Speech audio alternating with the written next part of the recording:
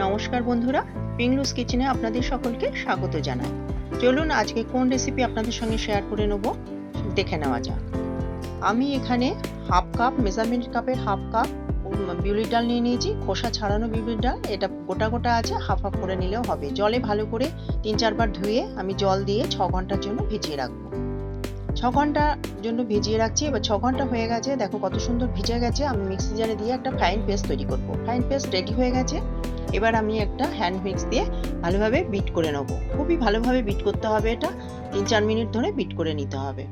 দেখো বাটি, এই যে বোলটা আমি হাতে নিয়েছি এটা কিন্তু পুরো হালকা, এর মধ্যে দিয়েছি, জলের মধ্যে দিয়ে আমি টেস্ট করে নিচ্ছি যে আমার ব্যাটারটা ভালো ঠিকঠাক হয়েছে কিনা। একদম ঠিকঠাক হয়েছে। এখানে রোজ এসেন্স দিয়ে দিলাম, ভালো আবারও মিক্স করে নিচ্ছি। মেশানোর পর আমি একটা কড়াই নিয়েছি, নেওয়ার পর এখানে আমি 1.5 কাপ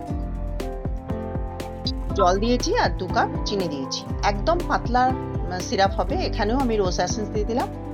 একদম রসগোল্লার যে সিরাপটা হয় সেরকম সিরাপ হবে।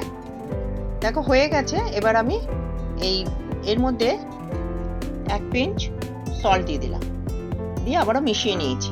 এবার হাতে যখনই আমি বলগুলো তেলে ছাড়বো, হাতে জল দেবো আর বলগুলো তেলে ছাড়বো, তাহলে বলগুলোও গোল হবে এবং হাতেও কিন্তু লাগবে না। দেখো এইভাবে আমি পুরো ব্যাটার থেকে বলগুলো বল করে করে নিয়ে এর মধ্যে ছেড়ে দিচ্ছি। এটা খেতে কিন্তু দুর্দান্ত হয়, একদম রসগোল্লা। ভেতরে এত সুন্দর রস ঢোকে। চলো এরম আমি উল্টে পাল্টে, আর এটা মিডিয়াম ফ্লেমে ভাজতে হবে যাতে ভেতর অবধি ভাজা হয়। আবারও কিছুটা ছিল, সেগুলো আমি দিয়ে দিয়েছি। এইভাবে আমি দেখে নেবো, আর খুব একটা কড়া করে ভাজবো না, একদম লাল করে ভাজবো না, কারণ আমি এটা মিডিয়াম ফ্লেমে ভাজছি, ভেতর অবধি খুব সুন্দর ভাজা হয়ে যাবে। তাই এবার দেখে দেখে নেব যে কোনটা কোনটা হয়েছে। এবার মাঝে মাঝেই দেখো মাঝের 2-1টা হয়ে গেছে, আমি এবার উঠিয়ে নেব। এইভাবে একটা টিস্যু পেপারে আমি উঠিয়ে নিচ্ছি, এক্সট্রা যে অয়েলটা সেটা বেরিয়ে যাবে। এইভাবে আমি উঠিয়ে নিচ্ছি, সব বল কটা উঠিয়ে নিচ্ছি।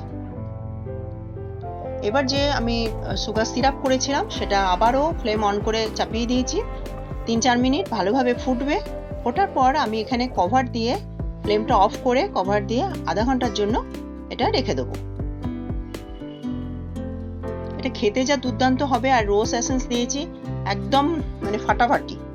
চলো এবার ঢাকা দিয়ে আমি 30 মিনিট রেখে দিচ্ছি। আমার রেডি হয়ে গেল বিউলির ডালের রসগোল্লা। বিউলির ডালের রসগোল্লা তোমাদের কেমন লাগলো? যদি এই রেসিপিটা ভালো লেগে থাকে তাহলে অবশ্যই লাইক করো, শেয়ার করো, আর আমার চ্যানেলকে সাবস্ক্রাইব করতে একদমই ভুলো না।